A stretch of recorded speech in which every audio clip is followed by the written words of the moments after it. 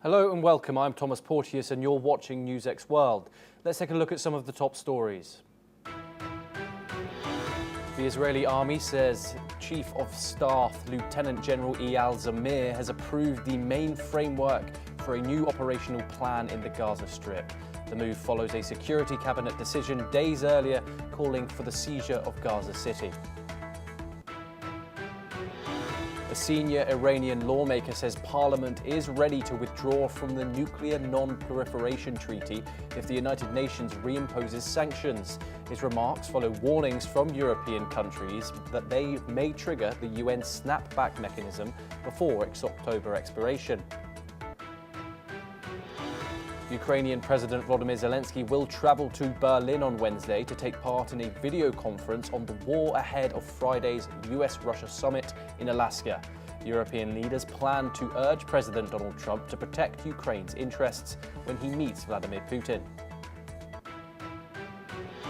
Ukraine's defense intelligence says its drones working with each other defense forces hit an oil pumping station in the Druzhba pipeline in Russia's Bryansk region. Local reports describe multiple explosions and a large fire at the facility, which supplies the Russian military-industrial complex. Small groups of Russian soldiers advanced near Dobropilya in one of the biggest incursions this year, part of Moscow's drive to seize all of the Donetsk region. Ukraine dispatches reserve forces describing heavy fighting ahead of the Alaskan summit. Israeli air and drone strikes pound Gaza City's Zetoun and Sepra districts for the third day, causing widespread destruction, Hamas officials have stated, as Israel prepares to occupy the city. Meanwhile, the UK, EU, Australia, Canada and Japan warn famine is unfolding and demand immediate steps to allow aid into the enclave. China's military says it monitored and drove away a US destroyer after it entered waters near the disputed Scarborough Shoal without approval. Beijing claims almost all of the entire South China Sea, despite overlapping claims from several Southeast Asian nations. National Guard troops and armoured vehicles appear across Washington a day after President Donald Trump took control of the city's police force. The capital's mayor calls the new move an authoritarian push, as 800 Guard troops and 500 federal agents are expected to be deployed.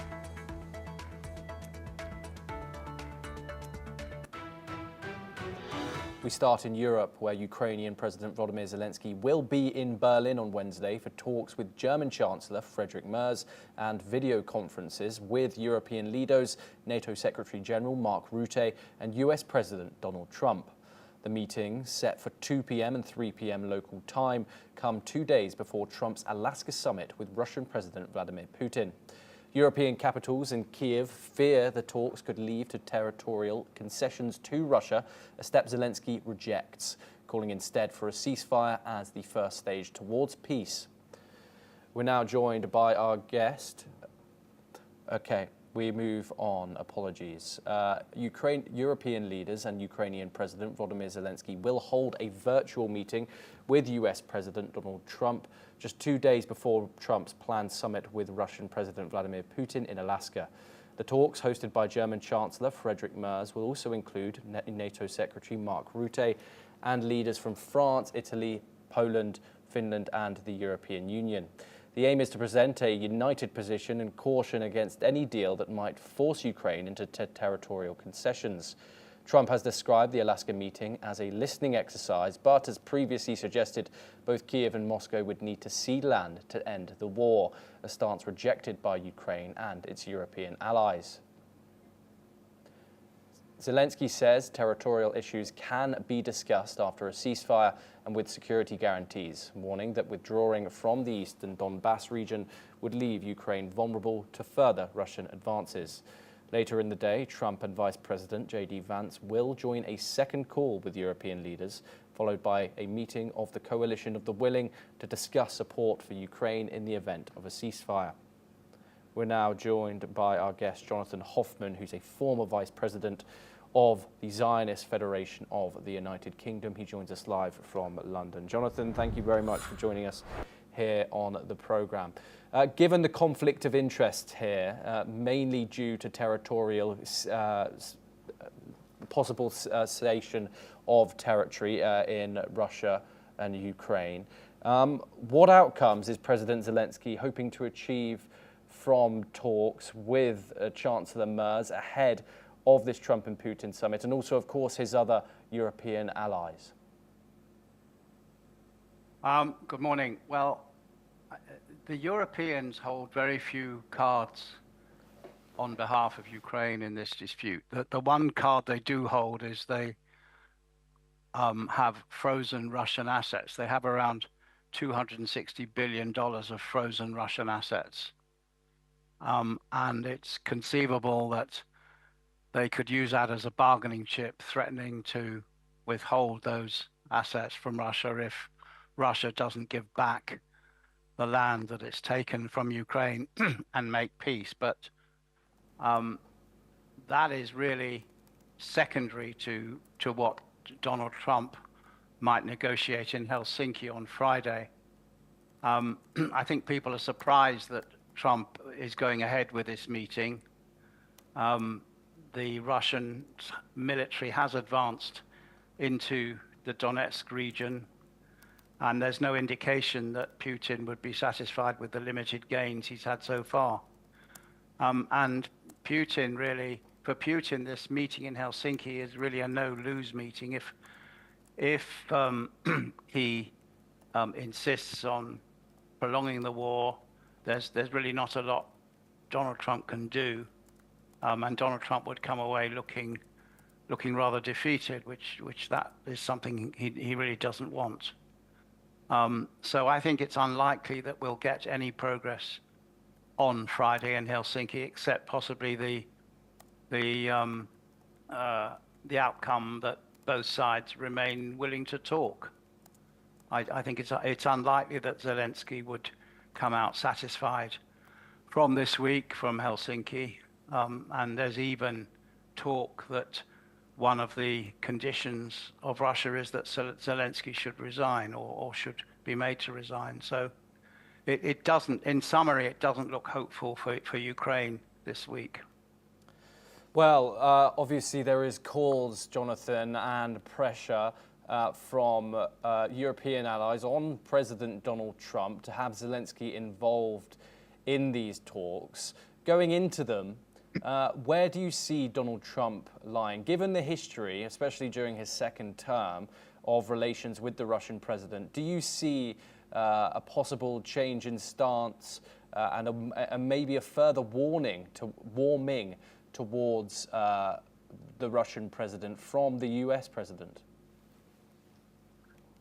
Well, it's really it's a wait and see. We're not quite sure, number one, why Trump agreed to the meeting in Helsinki, given that any outcome doesn't look particularly good for him. Putin is unlikely to agree to give up territory, which is something that Trump would go for, to give up territory back to Ukraine. They last met in Trump's first term in June 2019. They haven't met since then. And really, there's no indication that Putin is in any way in a conciliatory mood. As I say, Russian troops have made advances into the Donetsk region, and I think it's very unlikely Putin will make concessions. So it's unclear why Trump has agreed to this meeting.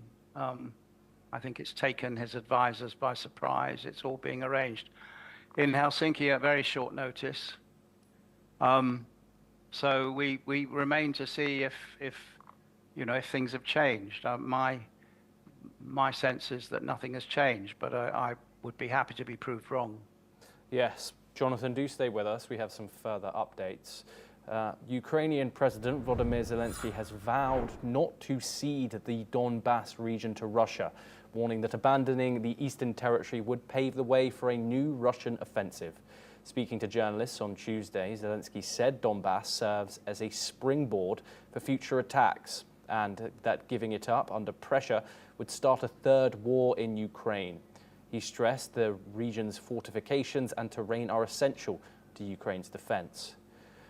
Jonathan, given the backdrop of these talks, which are highly anticipated, of course, what are your thoughts on the escalating violence coming out of the region, the escalating aerial attacks coming over from both sides, and how do you think that's going to fease with the statement that Putin wants peace? I don't believe Putin wants peace. Putin may want peace, but on Putin's terms, which are, being realistic about it, Putin has an obsession with Ukraine. Putin believes that Ukraine belongs to Russia. And I don't see that changing. Putin may want peace, but he wants it on his own terms, which are certainly not acceptable to Zelensky, not acceptable to the Europeans, and I would think not acceptable to Donald Trump, although Donald Trump has to find a way of coming out of the Helsinki meeting on Friday with his reputation preserved. And let's remember that he probably wants to get a Nobel Peace Prize out of this. I understand that there are about 340 candidates for Nobel Peace Prize, including Donald Trump. That's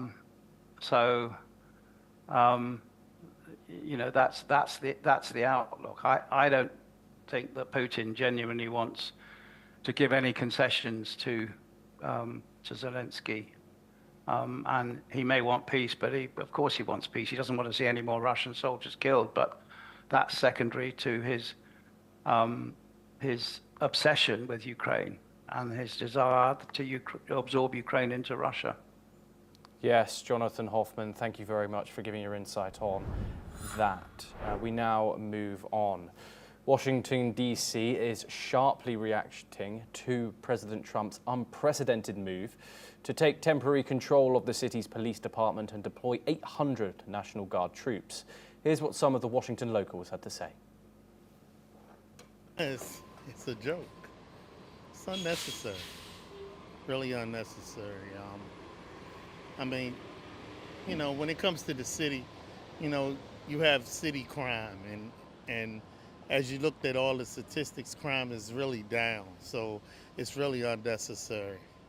It's a kind of a horse and pony show. Personally, we have clearly a family, and that's been one of the factors of us potentially wanting to move out of the city eventually, is just the nature of the city and the crime rate.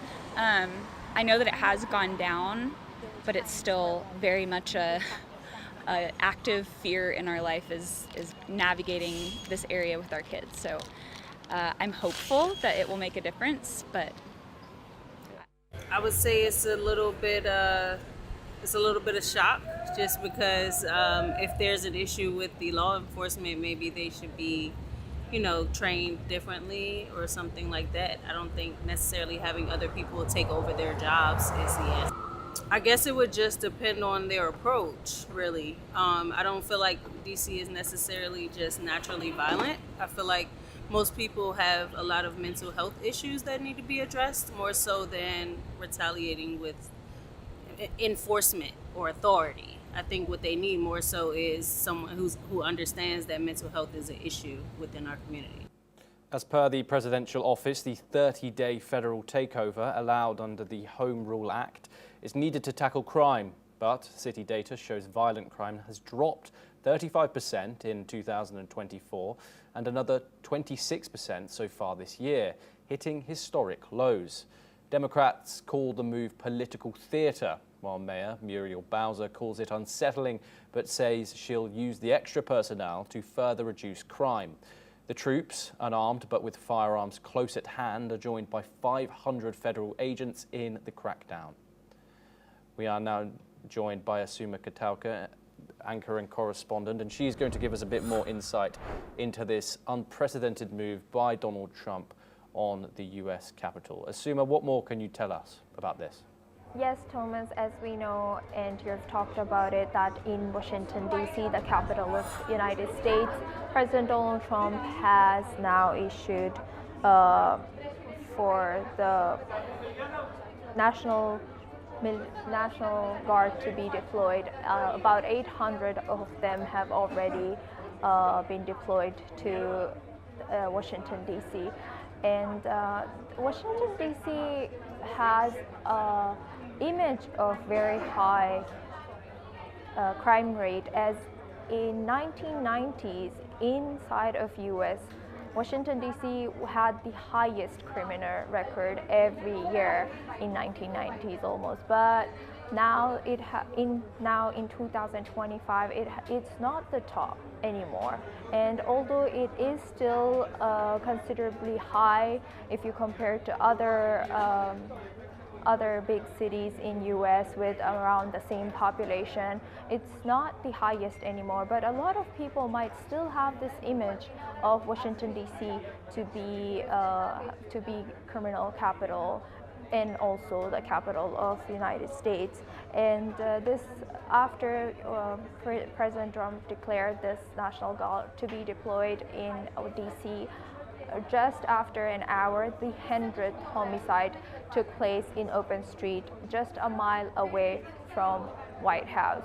So some locals, as we just aired it, some locals support this, but some locals fear that this is not going to solve the fundamental problem that lies, including mental health issues, which is part of why a lot of criminals do take action in DC. So this might work, as people might feel safe to see military or guard in the city, but this might not be the solution for fundamental problem there. We will see how it works.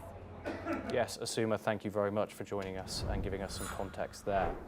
We now move on to a related development where the Trump administration is moving to clear homeless encampments in Washington, D.C., warning that those who refuse shelter, addiction, or mental health services could face fines or jail time. White House spokeswoman Caroline Leavitt says 70 encampments have already been removed from federal parks since March, with the final 2 set to be cleared this week. Advocates, including Mariam's Kitchen, argue the plan won't solve homelessness and are advising people to seek shelter. The crackdown comes as DC's homeless population has risen 14% in a year to over 5,600 people. Okay, we are covering the ongoing situation where Donald Trump is trying to, as he puts it, clean up the United States Capitol. He cites rising crime, even though we've just read the statistics that we've seen a 26% decline in crime in the US Capitol. However, Donald Trump feels that the need is there for these federal troops, and also a crackdown on homelessness where he lives. Obviously, the US Capitol faces an increase in homelessness, but we will now move on. At least 3 people have died as a fierce heat wave fuels wildfires across southern Europe, forcing thousands to evacuate.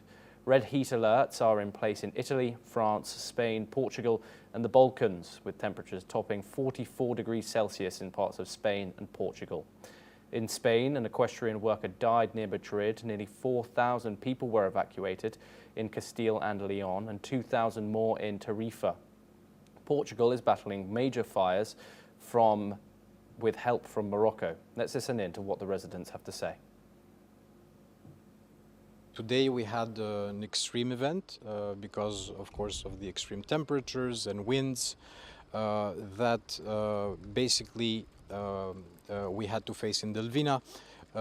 It's a relatively small city in southern Albania, but with a very important both historical heritage and cultural heritage, and we had to basically enforce some evacuations in some parts of the city, and also to strengthen the number of both the military forces and the local firefighting. In Italy, a child died of heat stroke in Sardinia, while France is under widespread heat alerts. Greece faces more than 150 wildfires, prompting evacuations on Zakynthos and in western Achia. Turkey, Montenegro, Albania and Croatia have also reported major blazes.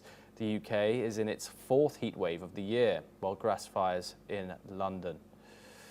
Scientists warn climate change is intensifying heat and wildfire risks abroad and across the Mediterranean. Now, in a major political development out of South Korea, the wife of jailed former President Yoon Yeol has been arrested on serious corruption allegations. Authorities say the charges involve bribery and abuse of power during Yoon's time in office, a scandal that's shaking the nation's political landscape. Investigators allege that she played a central role in a network of illicit financial dealings, with new evidence prompting her sudden arrest. This comes months after the former president himself was imprisoned on related charges, marking a deepening crisis for the once powerful political figure and his inner circle. We're now joined by Dr. Sanjay Kumar, who's a journalist at the Korea Herald. He joins us live from Seoul in South Korea. Dr. Kumar, was this expected, a former First Lady now being arrested? What further developments and what reactions from the Korean capital can you give us? This has been expected since last 2 months, that she would be investigated, and taking into custody is just a legal procedure that she or anybody in Korea who is a citizen of Korea has to go through. So it is not a surprising thing, but what is surprising in the political history and constitutional history of Korea is that first time in the history of constitutional history in Korea, wife of a former president has been taken into custody. So she is being detained, and according to the criminal procedure law, up to 20 days she can be taken into custody, and if she is proven guilty, because now she is suspect, but if she is proven guilty, she may be imprisoned for almost 18 months. So this is a very serious legal procedure right now ongoing, and it is not sending good signals to the supporters of Yoon and who are sympathetic to Kim Gon-hee. Dr. Kumar, what is the public reaction to this? A former First Lady being incarcerated. Also, there is still some support there for Yoon Yeol and his old political party. What more can you tell us about that? The Yoon supporters, as well as those who are sympathetic to Kim Gon-hee, for them it is a big disappointment, and they think that they had been framed. But if you ask me, the opposition right now in ruling party, the ruling party and those who are in public and common public, they think that this is very natural to undergo through these legal procedures. And since President Yoon used veto when she was asked to be investigated, so that is why the people in the legal circles, they are seeing it as a win of justice. I mean, justice has been delivered. So to many it is justice, but those who are sympathetic or those who are supporters, they think that it is not justice, and it is kind of injustice which is being dealt in a very swift way.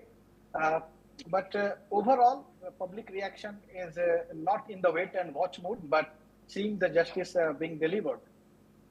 Dr. Kumar, thank you very much for giving us that insight. Pleasure to talk to you as always. We now move back over to the Middle East, where the United Nations has warned Israel over credible information of sexual violence and other violations against Palestinian detainees by Israeli military and security forces. Secretary General Antonio Guterres expressed grave concern in a letter to Israel's UN ambassador Dani Danon, noting that Israeli forces could be listed as abusers in the next UN report on sexual violence in conflict. Guterres called for investigations, clear military codes of conduct, and unimpeded UN monitoring. Danan dismissed the allegations as baseless, highlighting the sexual violence committed by Hamas during its 2023 attack. The claims come amid ongoing reports of ill treatment in prisons and detention centres, including systemic gender-based violations documented by UN-backed experts. Israel's Prime Minister Netanyahu has rejected previous UN findings as biased. We're now joined by Ali M. Abushbak, who's an independent Palestinian researcher, and he joins us live from Cairo. Ali, thank you very much. Always a pleasure to talk to you. What more can you tell us about these allegations, which the UN has found, of systemic sexual violence, sexual abuse via Palestinian detainees in Israeli custody? Thank you, Thomas, for having me. The thing is, since the beginning of the war, there is a several of cases for the Palestinian women who demanding that there is a sexual harassment and the sexual attack for the women when Israel invaded Gaza City and when the Israel especially start its operation in northern part Gaza and ask the people to, the civilian to displaced to south part in Gaza. So has been many of cases have been conducted, and several of human rights organizations, they called for accountability for Israeli soldiers within Israel. At the same time, denied this claims and this delegation. Several of women, they were on television and they have conducted several of news or new media interview, and they describe what happened with them and how the Israeli soldier attacked them. Simultaneously, Hamas, Israelis continue to do so with the impunity without any accountability during this war, and we have seen several of war crime or also the crossing of the human right charters. So the things complicated the situation, while Israel is not committed to the morale of the war and the morale of the attack. That's complicated the situation in Gaza as well as in West Bank, as we have seen several of settlers, they are attacking the civilians in West Bank as well as in Gaza. The Israeli forces and the IDF committed several of crime according to international organization. And Israel has called these accusations baseless. It says that it will conduct its own investigations into its own matters and frequently calls the United Nations a biased organization. Should we trust the Israeli government when it says that it will investigate these allegations itself? Thomas, definitely the Israel government and the coalition Israeli government, they will deny and reject such kind of claims or this kind of statement, but they will say in front of the international community, what they will say in front of the international opinion. So that's embarrassing them, and that's put them in the risk, and that's countering the Israeli narrative that Israel, it's the most democratic country in the region, in the Middle East, among of these Arab region who doesn't respect the human rights.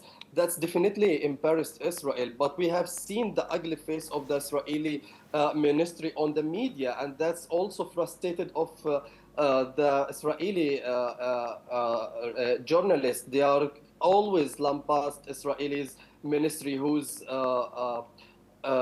release a statement that is showing they resist and showing they are without any moral. That's impacting the Israel in front of the international community and the public opinion. And we have seen several of pro-Israel, they are reduced, and the pro-Palestinian in global, that it's totally grow and rising. The United Nations completely, it's an organization independent. So how the Palestinian will impact United Nations, the decision of United Nations. So Palestinian has no power and has no tool to pressure the United Nations. And we have seen that Palestinian demanding for their statehood, and despite that, there is no one could help them. So definitely Israel will reject and deny such kind of allegation. By the way, Thomas, today Benjamin Netanyahu, he released a statement. Most of the journalists consider it as a controversial statement, and he considered himself in historical and spiritual duty, which on social media, several of Israeli journalists, they are criticize this statement, and they are aware about what is behind this statement. Is he trying to manipulating the Israeli community and the conscience of Israeli community, especially he's trying to use a religion in his work. Yeah, Thomas. Yes, Ali, thank you very much. Unfortunately, we've run out of time there as this half an hour closes. But that is all we have time for, but we will continue to bring you more news updates from around the world. Thank you for joining us.